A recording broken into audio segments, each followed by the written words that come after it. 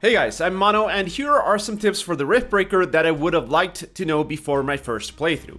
I'm not gonna do the whole follow me on Twitch intro that I usually do because this is not the type of game that I usually stream, but if you want to check me out anyway, the links are in the video description. Alright, let's get started with tip number 1, and that is to build self-sustaining mining outposts. Throughout the game, you will often build a main base where most of your buildings will be located at, which will serve as your main source for resources, energy, and so on. However, scattered throughout the map, you'll find a lot of resources that you'll want to start mining as soon as possible.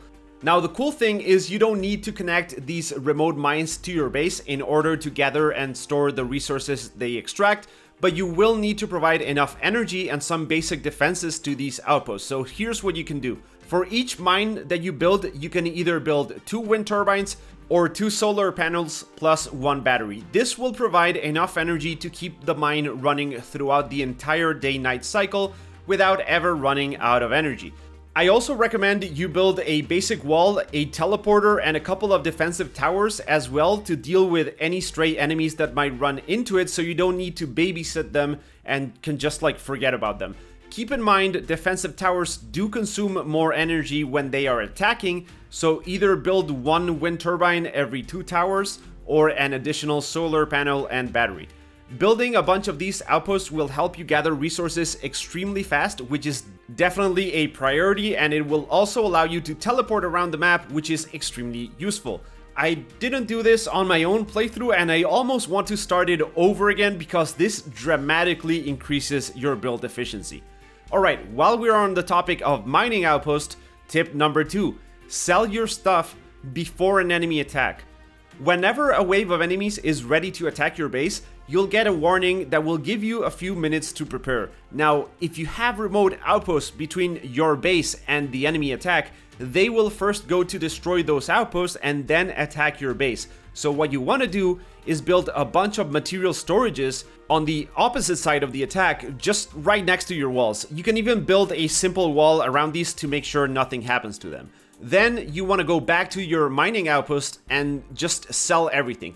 Everything you sell will just get stored in those storages that you just built, so you won't be losing anything to the enemy attack. Once the attack is over, you just go rebuild those outposts, which shouldn't take more than a couple of minutes because I just told you in tip number 1 how to do them. Alright, tip number 3, build walls outside your main walls.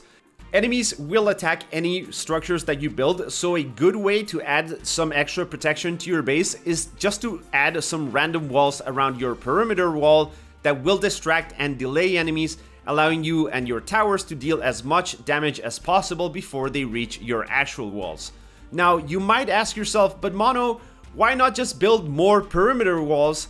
Isn't that the same? Well, I'm glad you asked, and no, it is not the same, because enemies have AoE attacks that will damage multiple layers of wall at the same time, so actually building a few random walls away from your main walls will reduce the amount of damage the enemies inflict upon your defenses. In fact, you should probably build your perimeter walls with a gap between each layer of the wall to, basically get that benefit as well. Alright, speaking of walls, quick tip number 4. You can attack through level 1 walls, but not through level 2 walls. So if you want to be able to defend from inside your base, make sure you build these steps around them to be able to shoot over the wall. Actually, you can still attack through level 2 walls if you're really close to them, but just to make sure, build the steps. Tip number 5 could have saved me a ton of time, and it is to hold Alt to build the upgraded version of whatever it is that you want to build. There's a console equivalent to this that I think is L2 or something. Maybe someone can write that down in the comment section, but this basically allows you to build the best walls you have, the best mines, the best solar panels, and so on, without having to build them, wait for them to finish, and then upgrade them using the upgrade tool. This will save you a huge amount of time once you're setting up more and more bases later in the game. Tip number 6, research the small stuff first. There's a bunch of mech suit upgrades and weapons that are really quick to research, taking 30 seconds each or maybe even less. Make sure you get these as soon as possible because they'll not only increase your health and damage protection, but also reduce building costs and increase your movement speed, so it's best to get these early on. And that brings me to tip number 7.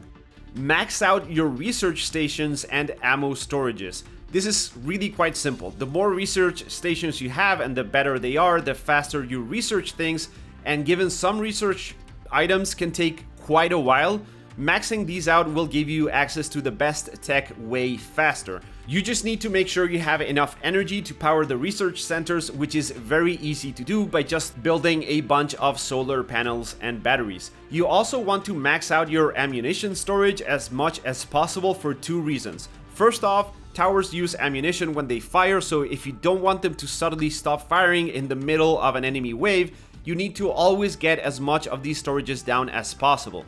There's a limit to the amount that you can build, so make sure you're always maxed out.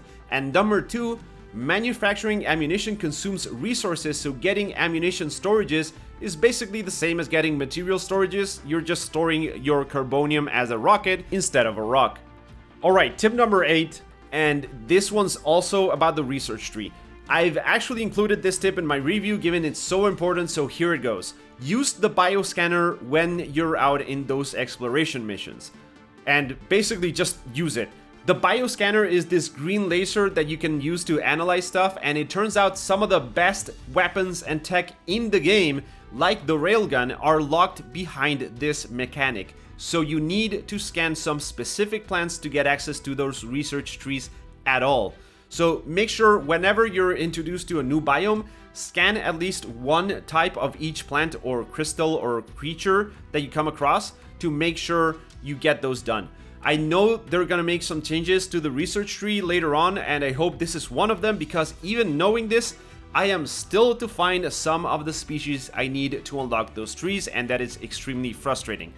And lastly, tip number 9, solar power, baby. Solar panels are cheaper and produce more energy than wind turbines, so you should use the solar panel plus energy storage combo as your main source of energy throughout most of the game, or at least the first half of it.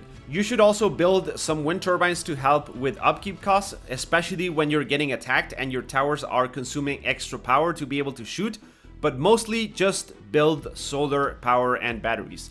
Alright, that's gonna be it for this video.